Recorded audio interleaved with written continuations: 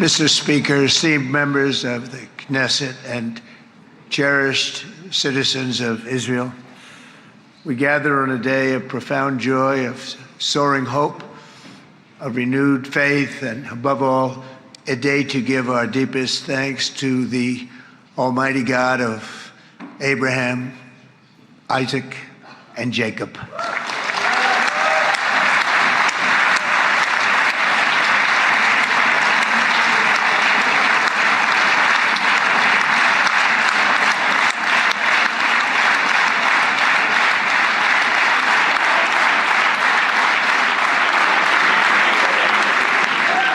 After 2 harrowing years in darkness and captivity, 20 courageous hostages are returning to the glorious embrace of their families, and it is glorious. 28 more precious loved ones are coming home at last to rest in this sacred soil for all of time. And after so many years of unceasing war and endless danger, today the skies are calm, the guns are silent, the sirens are still, and the sun rises on a holy land that is finally at peace, a land and a region that will live, God willing, in peace for all eternity.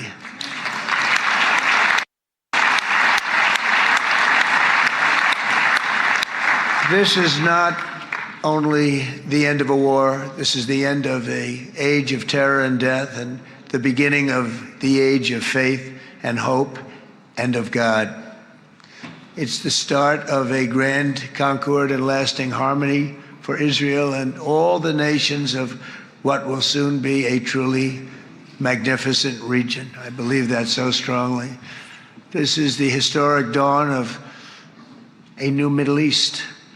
I want to express my gratitude to a man of exceptional courage and patriotism, whose partnership did so much to make this momentous day possible. You know who I'm talking about. There's only one, Prime Minister Benjamin Netanyahu. Bibi, please stand up.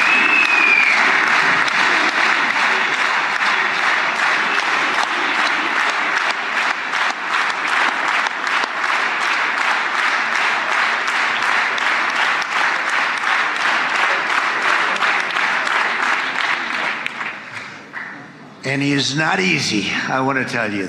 He's not the easiest guy to deal with, but that's what makes him great.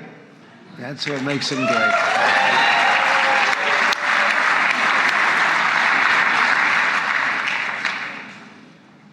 Thank you very much, baby. Great job.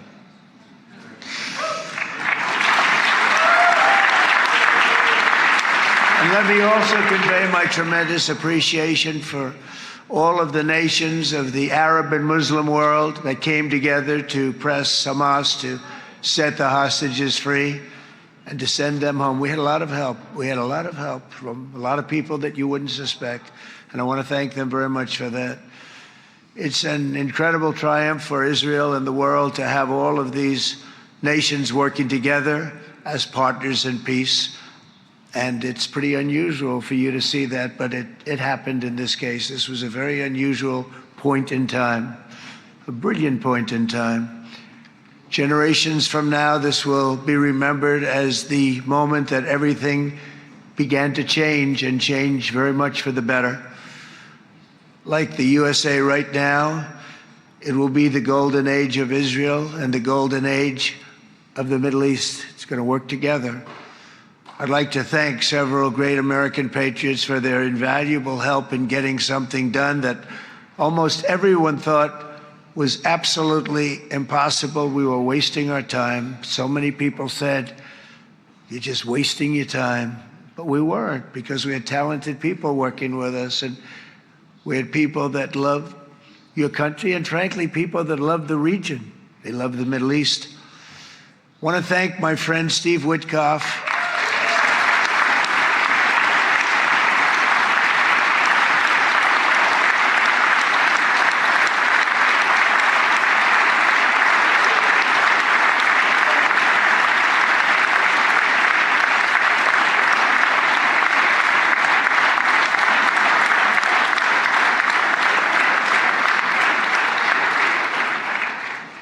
You know, Steve was chosen by me.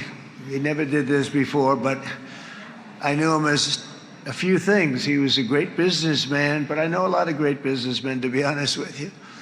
He had tremendous negotiating skills, but I know a lot of people that negotiate pretty well, although it is an art.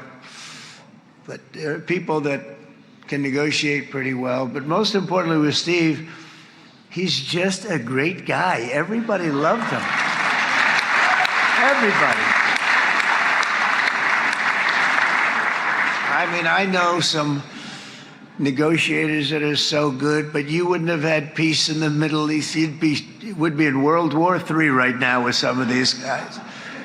Everybody loves Steve, and they respect him, and they somehow can relate to him. I've known him for many years, and I've seen it over and over again.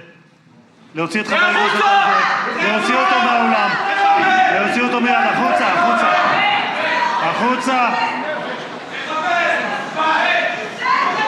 להוציא גם את חבר הכנסת כסיף, להוציא את חבר הכנסת כסיף מהאולם, להוציא אותו מיד.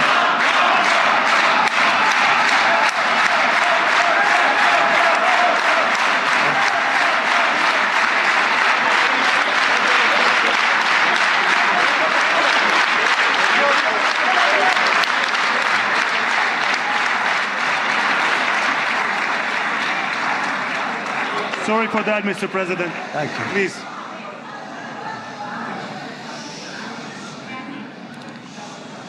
That was very efficient.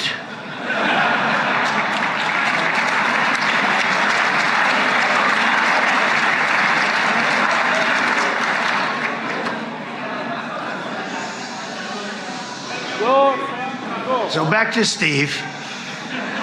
He's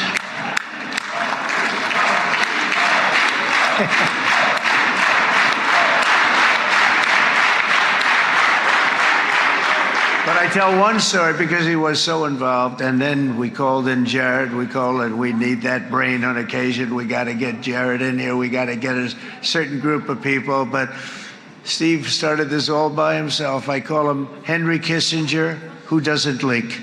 Okay? Henry is a big leaker. He leaked. Steve doesn't leak. Steve just wants to get the job done. He wants to do what's right. But I'll give you just a quick story because, as you know, he's working on the war with Russia and Ukraine, a war that would have never happened if I were president. A shame. 7,000 young soldiers a week are being killed. More than that this last week. It's a shame. It should have never happened. But it did happen, and we won the race, and I took over this horrible war that's been raging, and I thought it would be easily settled. I thought it was a hell of a lot easier than doing what we just did very successfully with Israel and a lot of other people. But this came first, and we'll get that one. But I set up a meeting for him to meet with President Putin, thinking it would be a 15 or a 20-minute meeting. Steve had no idea about Russia, had no idea about Putin too much, didn't know too much about politics, wasn't that interested. He was really good at real estate, but he had that quality that I was looking for, and I didn't see it around in too many ways. And I set up the meeting with Putin, and I called. I said, is Steve finished yet? That was about a half an hour into the meeting. No, sir, he's not. He's still inside. This is in Moscow. I said, well, how's he doing? I don't know, sir. He's still inside. I called up an hour later. Let me speak to Steve. Sir, he's still with Putin. He's with President Putin. I said, wow, that's a long meeting, 1 hour. I called up an hour later, he was still with Putin. 3 hours later, he was still with Putin. 4 hours later, he started to get the word that he was going to be coming out soon. And in 5 hours, he came out.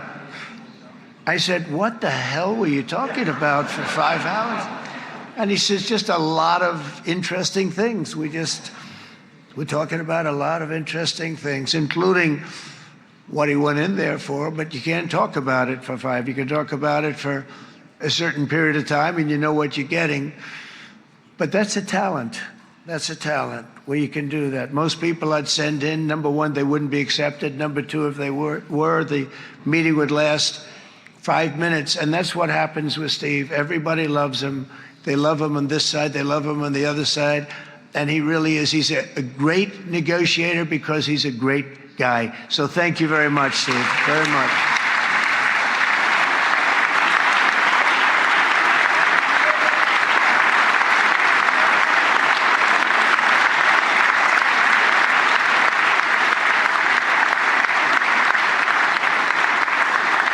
And let me also give a very special thanks to someone who truly loves Israel. In fact, loves it so much that my daughter converted. My daughter converted. I didn't know this was going to happen. And Ivanka's here.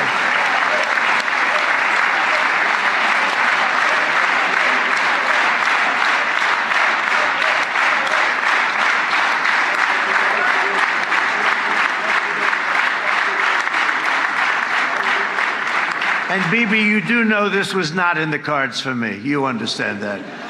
And she is so happy, and they are so happy. At least I think they're happy. If they're not, we have a big story, right? No, they have a great marriage, and they get along great. They're best friends. They have a very special relationship. But Jared has been so helpful. He really did something very special. He established the Abraham Accords with a group of very wonderful people. I like calling it the Avraham Accords because people that, right? Avraham. It's so cool. It's so much sort of nicer, you know, the Abraham versus the Avraham.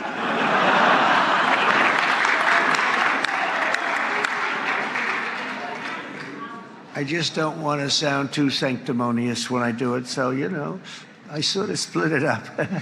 This way we keep everybody happy. But we have some very great talent, and they have no excuses for anything that's taken place because we had some unbelievably good people working on this. And then you're going to add a man named Marco Rubio, who is also here. That's right.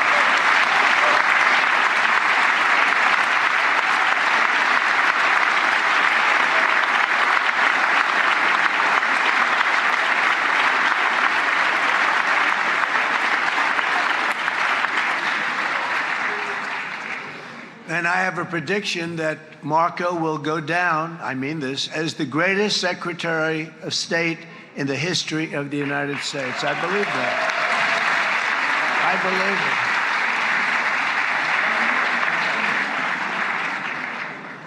believe it. And he and I, you know, we really fought it out. You remember, he was tough. He was nasty. Who the hell thought this was going to happen, Marco, right? And now I'm saying he's going to go down as the greatest. He will. He was always smart and sharp, and people respect him. And then we have somebody who's young, but an unbelievable leader. I saw it a long time ago, and he's turned out to be even better than we thought. Right, Susie? I think even better. And that's Pete Hegseth, who is our Secretary of War, formerly Secretary of Defense.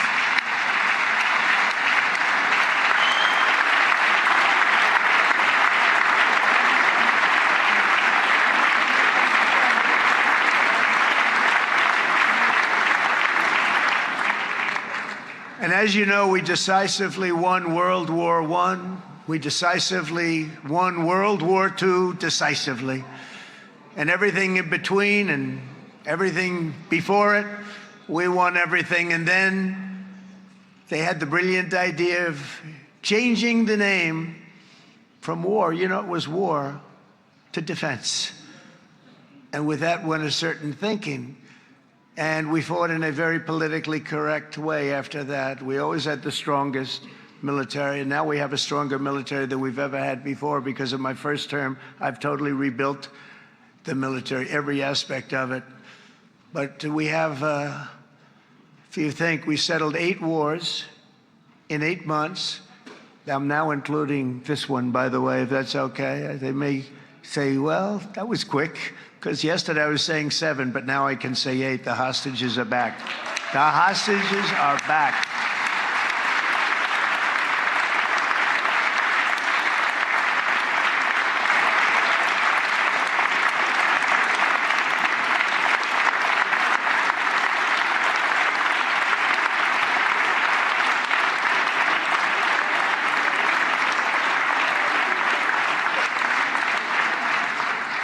It is a good feeling. Isn't that nice to say? You know, I just said the hostage. First time I said the hostages are back. It feels so good to say it.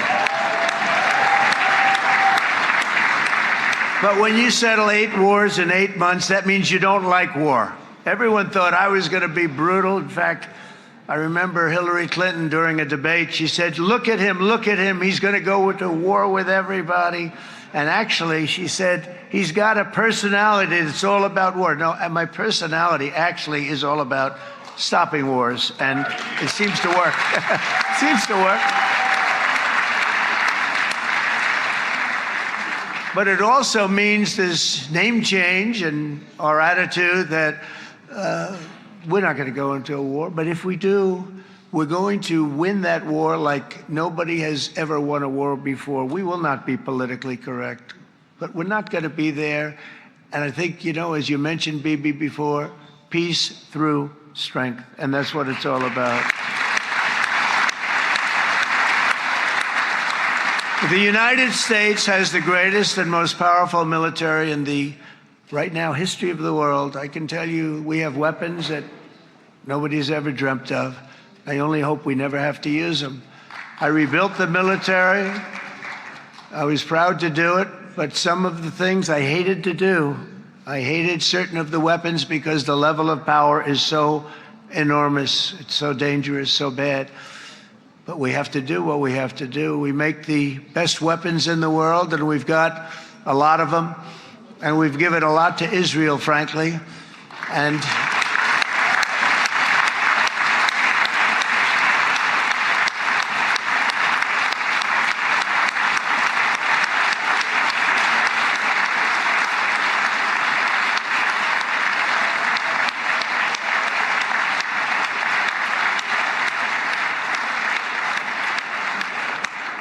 I mean, Bibi would call me so many times, can you get me this weapon, that weapon, that weapon? Some of them I never heard of, Bibi, and I made them. But we'd get them here, wouldn't we? Huh? And they are the best. They are the best. But you used them well. It also takes people that know how to use them. And you obviously used them very well. But so many that Israel became strong and powerful, which ultimately led to peace. That's what led to peace.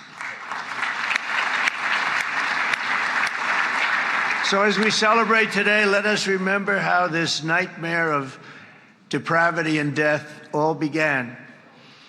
2 years ago, on the eve of the Simchat Torah holiday, thousands of innocent Israeli civilians were attacked by terrorists, and one of the most evil and heinous desecrations of innocent life the world has ever seen, the worst slaughter of Jews since the Holocaust.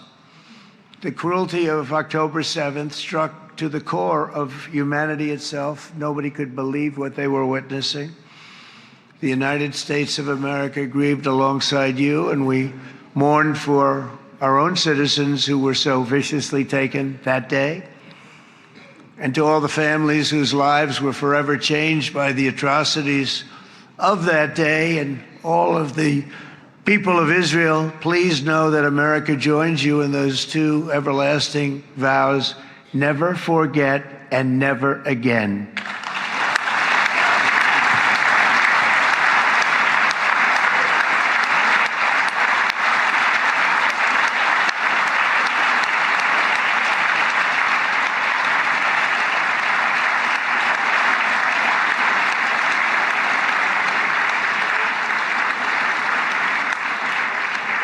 From October 7th until this week, Israel has been a nation at war, enduring burdens that only a proud and faithful people could withstand. It was a very tough period of time. For so many families across this land, it has been years since you've known a single day of true peace. but now at last, not only for Israelis, but also for Palestinians and for many others, the long and painful nightmare is finally over. And as the dust settles, the smoke fades, the debris is removed, and the ashes cleaned from the air, the day that breaks on a region transformed, and a beautiful and much brighter future appears suddenly within your reach. This is now a very exciting time for Israel and for the entire Middle East, because all across the Middle East, the forces of chaos, terror, and ruin that have plagued the region for decades now stand weakened, isolated, and totally defeated. A new coalition of proud and responsible nations is emerging, and because of us, the enemies of all civilization are in retreat. Thanks to the bravery and incredible skill of the Israeli Defense Forces and Operation Rising Lion,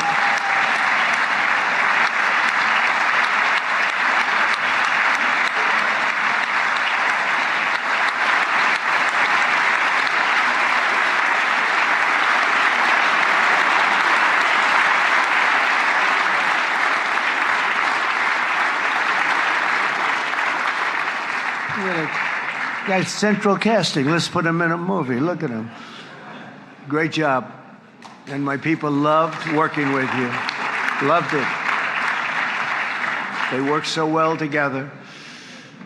But many of Iran's top terrorists, including nuclear scientists and commanders, have been extinguished from this earth. And with Operation Midnight Hammer, boy, that's a great name for that, what we did last June. The United States military flew 7 of those beautiful B-2 bombers. They look so beautiful all of a sudden. They were always, I thought they were pretty planes. I had no idea they could do what they did. In fact, we just ordered 28 more of them. A little updated version. We ordered a whole pile of them. And almost 100 other planes went with them, including fighter jets. And we had 52 tankers, big, beautiful, brand new tankers that were loading them up 4 or 5 times. They've traveled 37 hours back and forth. Think of that. But we had tankers all over the sky for all the other planes. We had the F-22s, the F-35s, F-16s. We had a hell of a lot of planes.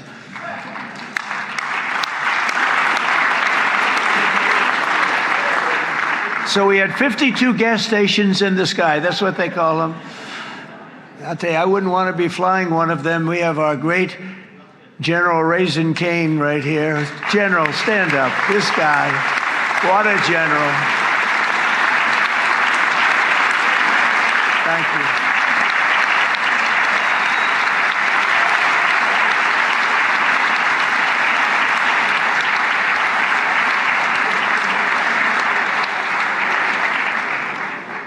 I asked General Cain, I said, you know, we're having problems with ISIS, and I was in Washington, and I asked, how long would it take to defeat ISIS? And my Washington generals told me, 3, 4, maybe 5 years, sir. I said, I don't get it. We got the best equipment in the world. Why? So I flew to Iraq, and I met with a man named Cain. He said, what's your first name? He said, they call me Raisin, sir. I said, wait a minute, your name is Raisin Cain? I've been looking for you for a long time. You gotta be kidding. So they told me 3, 4, 5 years to defeat ISIS. And I sit down with him and I say, why is it? I flew there in the dark of night. I landed, I'll never forget it. It was quite a trip. I'm glad I made it because I met him. I said, could I ask you, General? I come down. He's standing with another general and a sergeant. Everybody was like central casting. They could go into a movie right now. Between him and you guys over here, we could get rich making movies, okay? And they got along so great. That's the beautiful thing, that your military and our military, Bibi, got along so great. But But I was told by the television generals in Washington, we have the best equipment in the world. Why is it taking so long? And they said, 4 years. I said, so let me ask you, Raisin, how long would it take you to defeat ISIS? Sir, we can do it in 3 weeks, but you'll probably have some time left over. I said, you gotta be kidding. What the hell are you talking about? They said 4 years. I said, well, sir, look, it's not my place to say, but you're asking me the question. What you have to do is you hit him from the west, you hit him from the north, you hit him from the south, you hit him above, you hit him below. I said, so why didn't they do it? And he didn't want to speak badly of his superiors, which is hard to believe they were his superiors. Should have been the other way around a long time ago, because he's the one that did Operation Hammer. It was flawless. It was flawless. It was absolutely flawless. And I said, so you really think you can do it in 4 weeks? Yes, sir, 100%. You have to do it differently than they were doing it. They were using one base, and it was hundreds of miles away. And he says, we have all these portable bases all over the Middle East. And they didn't want to use them because they didn't want to offend the country where the portable, they wouldn't have even known what the hell the planes were going up, right? They wouldn't have known, but he said, no, they didn't want to defend anybody, offend anybody, but we can do it in 4 weeks. I said, you sure about that? I'm going to call you back. I'll call you back on Monday. I'm going back to Washington. But you think 4 weeks? Yes, sir, I think we can do it in 4 weeks. We'll have time left over. So I call him on Monday. I said, you think you can do it? 4 weeks. I said, go ahead and do it. He did it. I'll tell you, he did it in 4 weeks, less than 4 weeks. So, General, stand up, please. Again, this is a real general. This is not a television general. He doesn't want to go on television.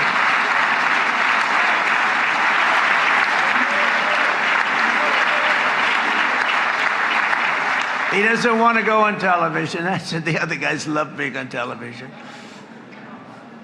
So we dropped 14 bombs on Iran's key nuclear facilities, totally, as I said originally, obliterating them. And that's been confirmed, and everybody understands it. Together we stopped the #1 state sponsor of terror from obtaining the world's most dangerous weapons. And if you think about it, if we didn't do that, and assuming we made the same deal that we have today, there'd be a dark cloud over this deal. And #1, it wouldn't happen because the other Arab and Muslim nations really wouldn't feel comfortable making the deal that we have now, right? If Iran had that nuclear weapon that they were about 2 months away from having. They would have had it in 2 months or maybe less than that. They were right at, this was our last shot. They looked at it for 22 years. This was our last shot. The pilots told me that. They said, 22 years, sir, they looked at it. Our predecessors looked, they studied it. 3 times a year would do drills on that exact attack. And boy, did they get it right. But let's assume they didn't, and let's assume there was large-scale nuclear weapons in the hands of Iran. We couldn't be here today. Even if we signed the deal, which we couldn't do because a lot of people would not want to have anything to do with it, we took a big cloud off of the Middle East and off of Israel.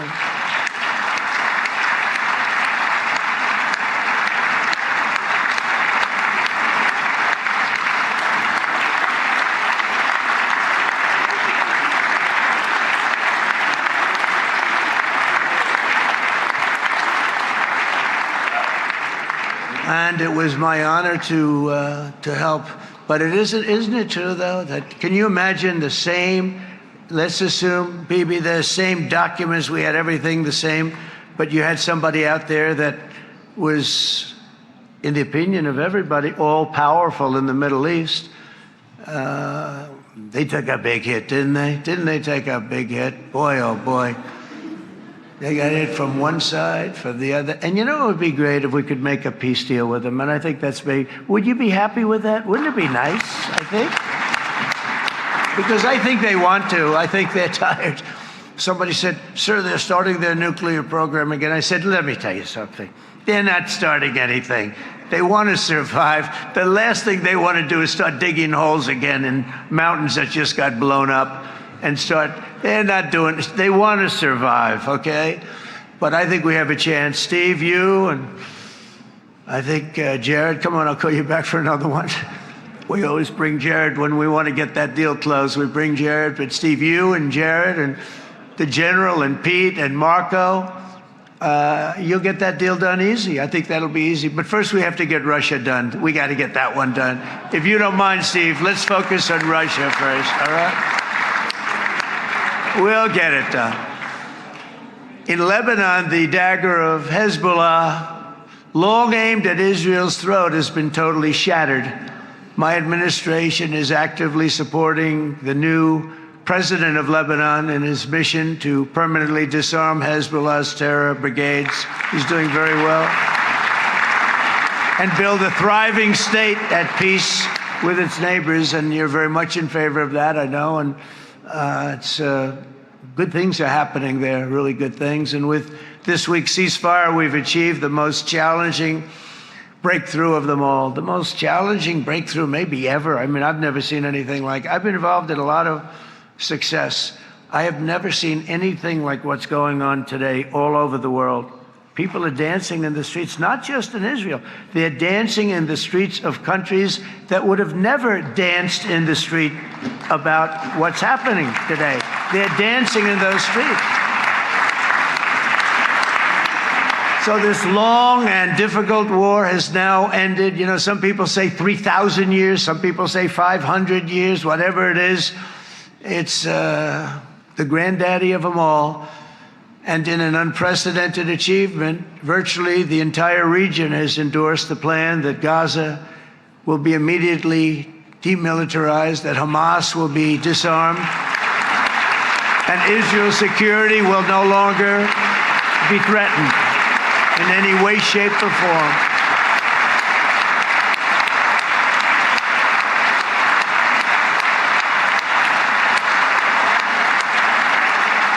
So Israel, with our help, has won all that they can by force of arms. You've won. I mean, you've won. Now it's time to translate these victories against terrorists on the battlefield into the ultimate prize of peace and prosperity for the entire Middle East. It's about time you were able to enjoy the fruits of your labor. Mr. Opposition Leader. I said he's a very nice opposition leader. I think, no, he's a nice man. Bibi, he's a nice man.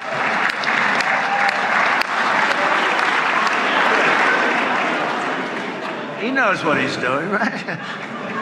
No, he's a very nice guy.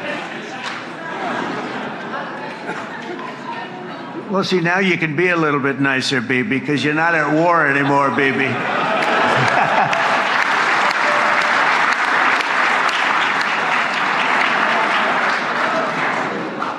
But only by embracing the opportunities of this moment can we achieve our goal of ensuring that the horrors of recent years will never happen again. You don't want to have to go through this again. 8 years ago, I came to this region on a very special first trip abroad as the President of the United States. I came here very early at your request.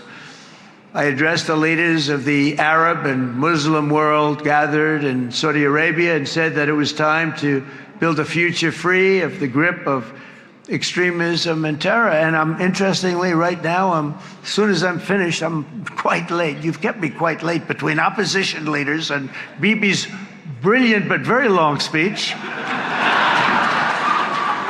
I thought I was going to run up here, make a speech, and then head to Egypt. It didn't work out, though. And you made a pretty long one, too, sir.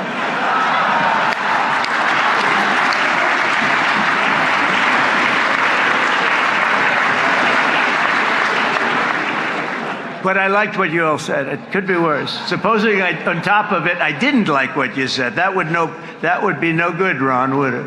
Ron, you did a great job, by the way, Ron.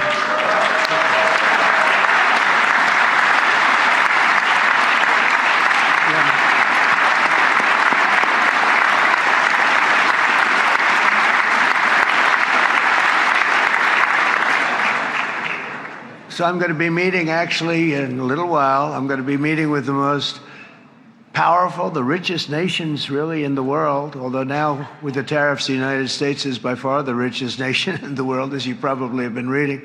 But the richest nations, most powerful nations, tremendous, headed by some tremendous people in many cases. Some cases I wouldn't say necessarily I would endorse, but I will tell you some incredible people that really helped us make this all possible. So I'll be going there. I'll be quite late. They might not be there by the time I get there, but we're going to give it a shot. But the journey we started back then led to the crushing defeat of the ISIS caliphate, to the monumental Abraham Accords, and ultimately to the historic ceasefire this week, in which many of those same nations really played a very pivotal role, I have to tell you. Steve will tell you that. Jared will tell you that. Together, we've shown that peace is not just a hope that we can dream about. It's a reality we can build upon day by day, person by person, and nation by nation. And because of that, the Middle East is finally ready to embrace its extraordinary potential. You have extraordinary potential in this region. It should now be clear to everyone throughout the region that decades of fomenting terrorism and extremism, jihadism and anti-Semitism have not worked. They haven't worked. They've been a disaster. They've just killed. They've killed. They've backfired completely and totally. They've just totally backfired. Everything that you thought, take it worst case, it's turned out to be worse than that. They have not worked. From Gaza to Iran, those bitter hatreds have delivered nothing but misery, suffering, failure, and death. They've served not to weaken Israel, but to annihilate the very forces that did the most to foment this hatred. And it's really, everybody that's tried it has become irrelevant. Meanwhile, we've seen those nations that set aside their differences, reached across ancient divides, and pursued engagement are now among the most successful in the region. They're getting along with Israel, and they're doing great. And I can tell you the four nations that joined the Abraham Accords early on, and you'd all be doing me a favor, and I'm going to be saying this in a little while to some other friends, would love you all to, is this right, Jared? Join up in the Abraham Accords. We have to join up and get together. You can have that whole thing filled out. We had a very weak administration, worst president in the history of our country by far. And Barack Obama was not far behind, by the way.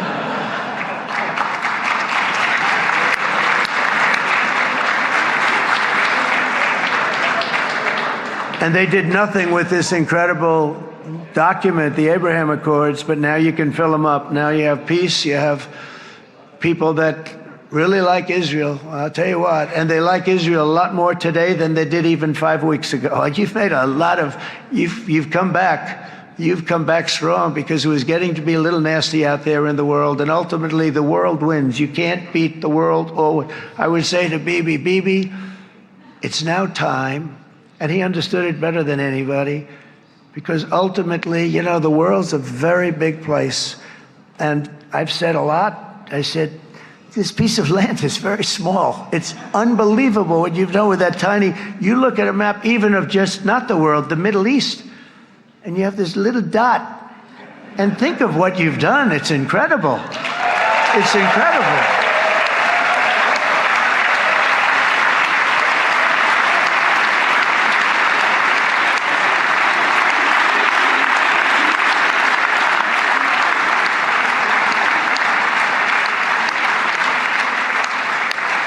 But the world is loving Israel again. And I said to Bibi, the world is big and it's strong. And Ron, ultimately, the world wins. And we don't have to worry about that now. But there was getting to be a period of time over the last few months, the world wanted peace and Israel wanted peace. Everybody did. Everybody did. And what a victory it's been, right? What a victory it's been. If you would have gone on for 3, 4 more years, keep fighting, it was getting bad. It was getting heated.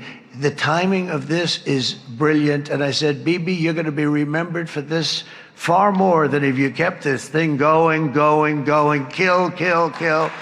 It would be it would not be the same. And I just want to congratulate you for having the courage to say, that's it, we've won, and now let's enjoy our lives and let's rebuild Israel and make it stronger and bigger and better than it's ever been before. We're going to do that. Took a lot of guts. And the choice for Palestinians could not be more clear. This is their chance to turn forever from the path of terror and violence. It's been extreme, to exile the wicked forces of hate that are in their midst. And I think that's going to happen. I've met some people over the last couple of months that want to see it happen very much. And after tremendous pain and death and hardship, now is the time to concentrate on building their people up instead of trying to tear Israel down. We don't want that to happen again. And the total focus of Gazans must be on restoring the fundamentals of stability, safety, dignity, and economic development so they can finally have the better life that their children really do deserve after all these decades of horror. I intend to be a partner in this effort in the sense that we're going to help and we're going to do something that became unbelievably popular. Everybody wants to be on it. It's called the Board of Peace, okay? How about that? Is that a beautiful name? Like a board of peace.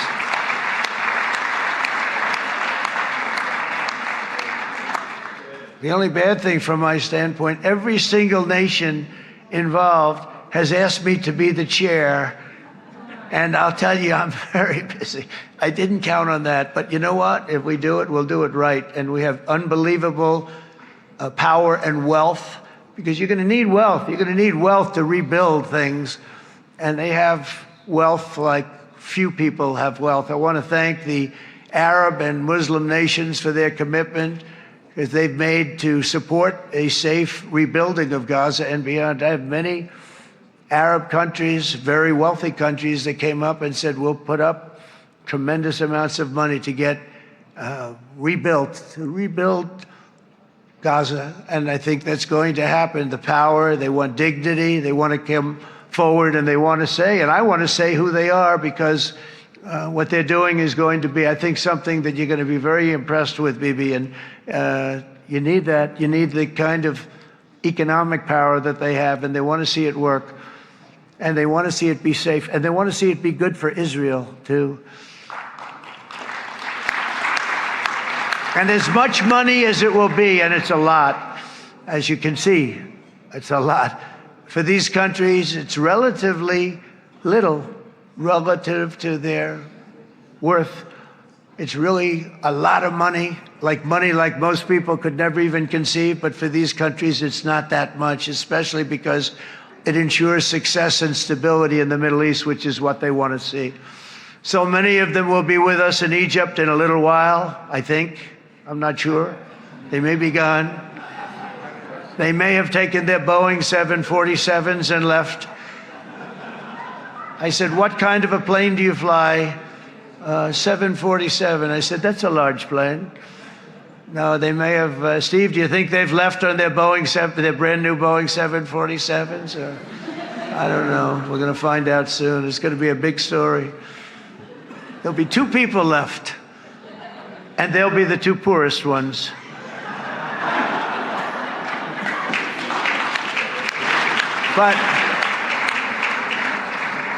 But it will be the wealthiest and most powerful group of nations. So the group that we have assembled, that's waiting for us, is the wealthiest and most powerful group ever assembled at one time. There has never been a group like this. And they're only looking for good. They want good. They're going to do good.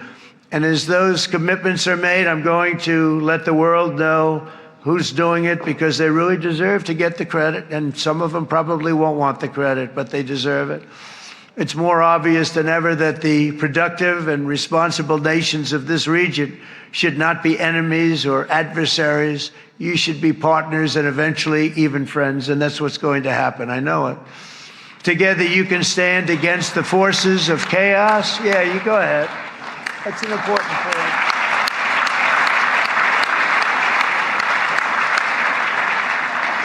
Because you can stand against the forces of chaos that threatened all of your interests, and it's always a big threat, and unleash incredible prosperity and opportunity for all the people of these lands, and that's what's going to happen. You're going to unleash numbers and success, the likes of which Israel has never been able to think of, because you're so firm, and you should be, and you've done the right thing in defending yourself. You're not going to have to worry so much about it. You've won, and now you can build, and you can do things that you never even thought possible. When you put that genius into doing something else, it's going to be something it's going to be a miracle. The miracle in the desert, it's going to be amazing. And it already is in a true sense. But it'll be wonderful when you can spend time thinking about other than war and defense and offense also. To that end, it's my firm hope and dream, frankly, that together the Abraham Accords will turn out to be everything that we thought they would. Those 4 countries were very, very brave in doing it. They did it at a very early point, and every single one of them benefits unbelievably financially. And if you noticed, even in this bad period that we just went through, they all remained a member of the Abraham Accords. They've done unbelievably well. And you know who you are, and I want to thank you. And they've stayed because of loyalty, but they've also stayed because it was really good business. They've made a lot of money being members, and you're going to all, I hope that every one of the countries that we're seeking, Jared, I hope they join quickly. No games, no nothing. Just join, get it. It's going to be a great peacemaker.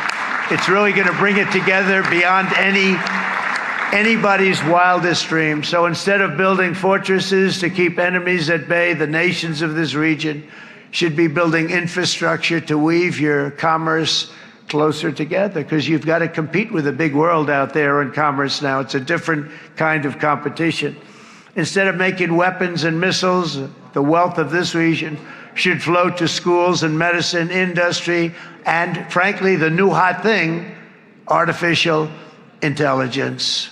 It's a lot of intelligence you're going to have to be thrown off to pay back these sums of money that they're doing. But that's really the hot one. And I might say that the United States, a year ago, was a dead country. I say it to people. I heard it first from the King of Saudi Arabia. I then heard it from UAE. I heard it from Qatar. I heard it from many other countries. A year ago, the United States of America was a dead country. Now it's the hottest country anywhere in the world. It is the hottest. There's no question about it.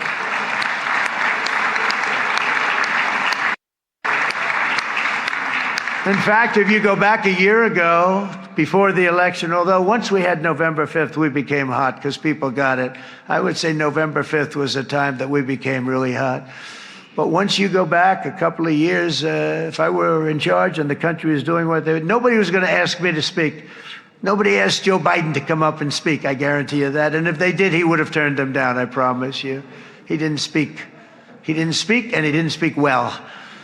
But all of the countries in the Middle East, it could have, what we're doing now, it could have happened a long time ago, but it was strangled and set back almost irretrievably by the administrations of Barack Obama and then Joe Biden. There was a hatred toward Israel. There was an absolute hatred. The setbacks really started when President Obama signed the Iran nuclear deal. This was a disaster for Israel, and it was a disaster for everyone. And I remember that Bibi Netanyahu came to the United States and worked so hard to try and get Obama not to do that deal.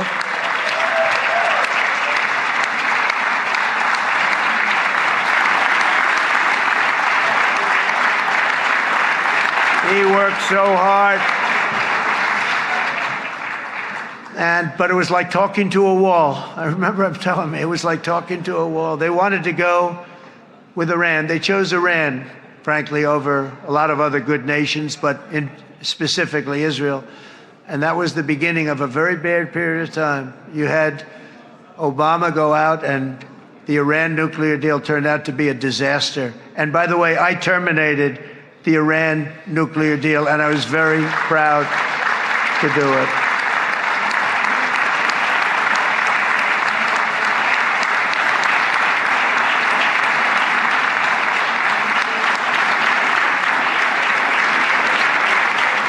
Yet even to Iran, whose regime has inflicted so much death on the Middle East, the hand of friendship and cooperation is open. I'm telling you, they want to make a deal.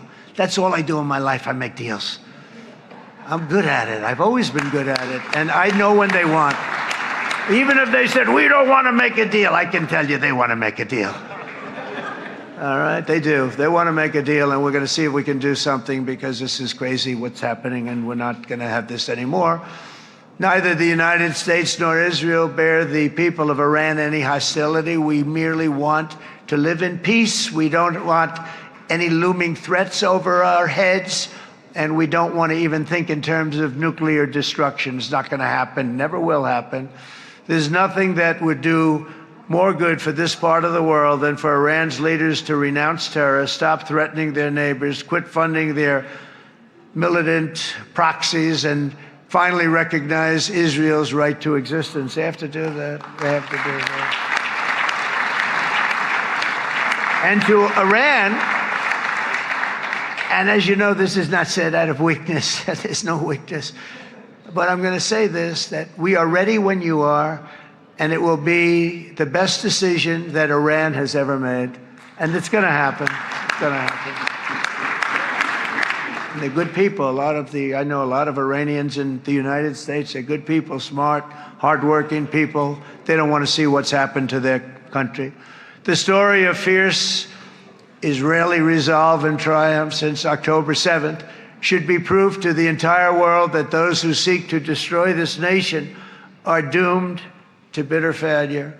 The state of Israel is strong, and it will live and thrive forever.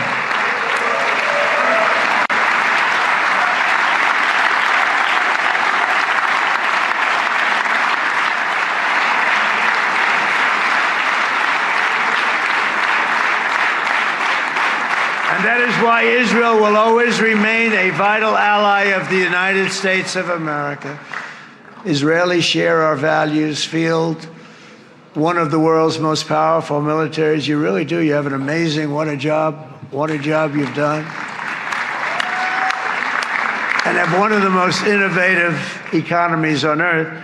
Those are just a few of the reasons why I'm proud to be the best friend that Israel has ever had. And they all say it in the White House. They all say it. I guess it's true because everybody says it, baby. You said it today. Thank you. But as president, I terminated the disastrous Iran nuclear deal, and ultimately I terminated Iran's nuclear program with things called B-2 bombers. It was swift, and it was accurate, and it was a military beauty. I authorized the spending of billions of dollars, which went to Israel's defense, as you know. And after years of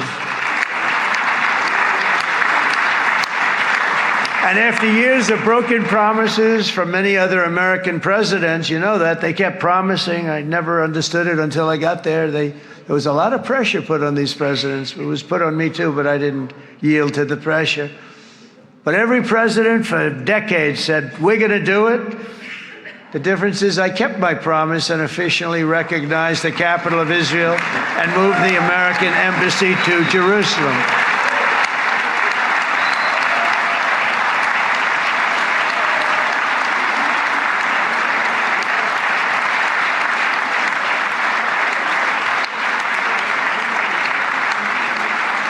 Isn't that right, Miriam?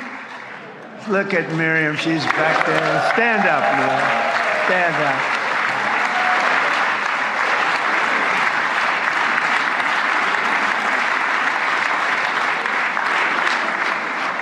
Miriam and Sheldon would come into the office. They'd call me. He'd call me. I think they had more trips to the White House than anybody else I can think of. Look at her sitting there so innocently. She's got $60 billion in the bank, $60 billion. And I think she's saying no more.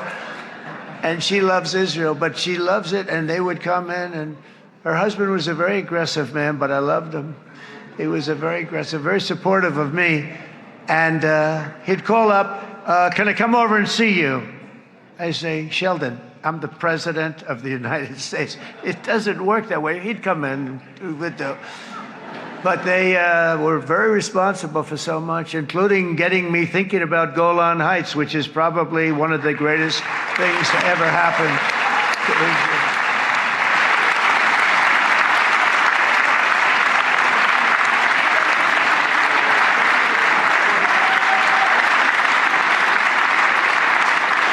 Miriam, stand up, please. She really is. I mean, she loves this country.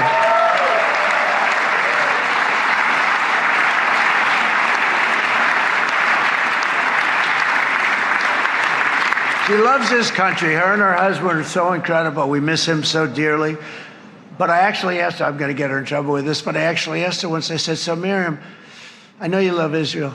What do you love more, the United States or Israel? She refused to answer. That might mean Israel, I must tell you. We love you. Thank you, darling, for being here. That's a great honor. Great honor. She's a wonderful woman. She is a great woman. I've always stood for the people of this community, and I always will. I'll always be with you. I'm always going to be with you. I guess maybe something could happen to change my mind. Somebody that's really stupid gets into office and wants to do really bad things, but that's about it. We don't think we're going to have that happen. I hope we're not going to have that happen. And this man is a good man right here. These two men are good men right here.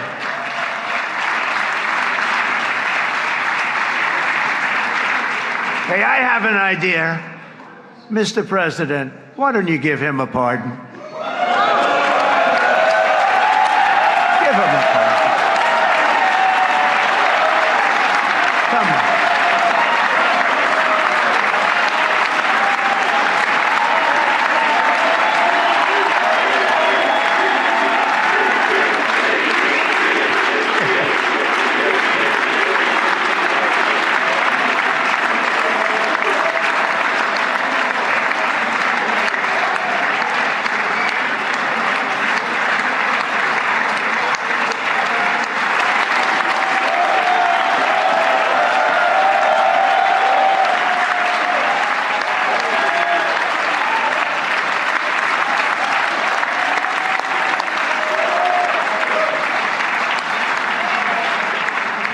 By the way, that was not in the speech, as you probably know.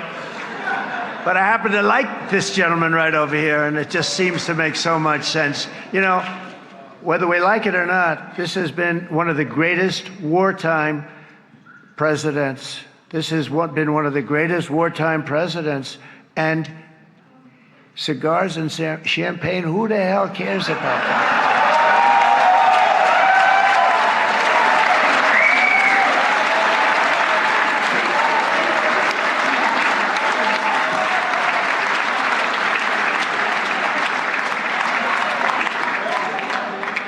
All right, enough controversy for the day, right? It's actually, I don't think it's very controversial. So, you know, I mean, I see so popular. You are a very popular man. You know why? Because you know how to win.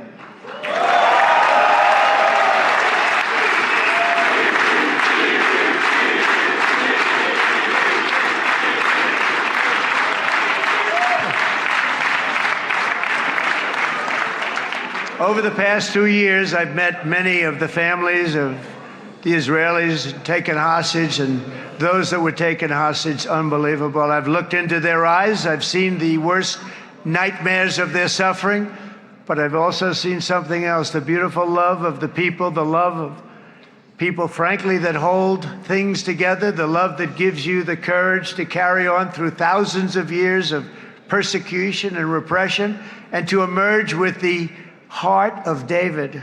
It's the heart of David. It's that love that's defeated the enemies of civilization, built this incredible country and this unbelievable economy, and forged one of the great democracies of the world. That is why it's a true honor to stand here today and address this assembly in your ancient and eternal now capital, Jerusalem. I'm proud to have helped in that regard. This city and this nation stand as living proof that a much brighter future for this entire region is truly within our grasp. For thousands of years, Jerusalem has been a home to Christians, Jews, Muslims, and people of all ethnicities and creeds. This is the holy center of the world's three great Abrahamic faiths. I like that too. Adorned, it's the first time I've seen that word in a while. Adorned with their sacred sites and alive with their pilgrims and visitors from every corner of the globe. But here between the Western Wall, the Temple Mount, and the hill called Calvary, people of every faith and background live, work, pray, serve, and raise their families side by side, and they do it with love. This example is just one of the modern miracles that Israel has given to the world. And just in closing, the leaders in this chamber know better than anyone else the challenges of this harmony, and it's been easily won. No, it hasn't. It has not been. It's been so tough, but it has been, some say, a miracle. What you've done is a miracle. Look at your size. Look at your chances when it all started.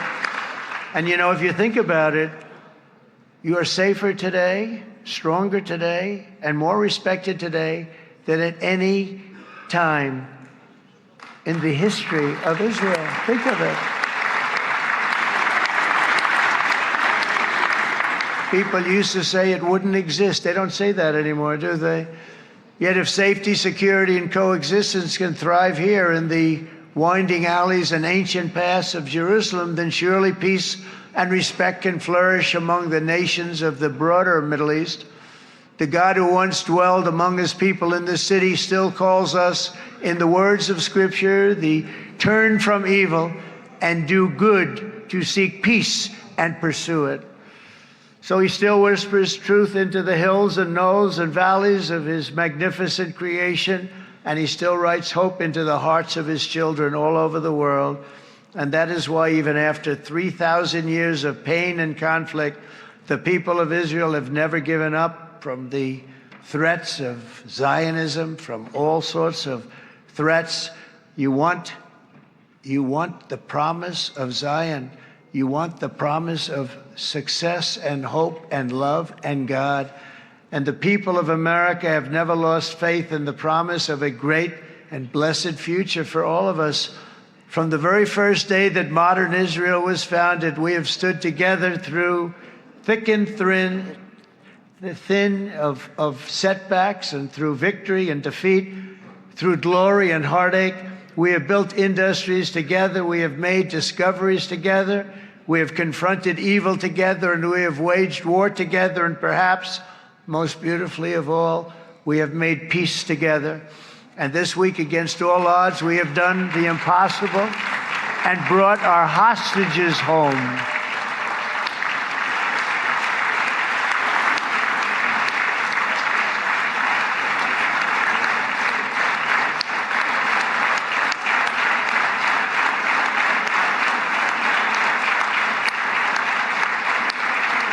So now we're going to forge a future that is worthy of our heritage. We're going to build a legacy that all the people of this region can be proud of. New bonds of friendship, cooperation, and commerce will join Tel Aviv to Dubai, Haifa to Beirut, Jerusalem to Damascus, and from Israel to Egypt, from Saudi Arabia to Qatar, from India to Pakistan, from Indonesia to Iraq, from Syria to Bahrain, Turkey to Jordan, the United Arab Emirates to Oman, and Armenia to Azerbaijan, another war that I just settled. We are going to have hope, harmony, opportunity, and happiness here in the spiritual and geographic center of the entire world. That's what you are. Israel, America, and all of the nations of the Middle East will soon be safer, stronger, greater, and more prosperous than ever before.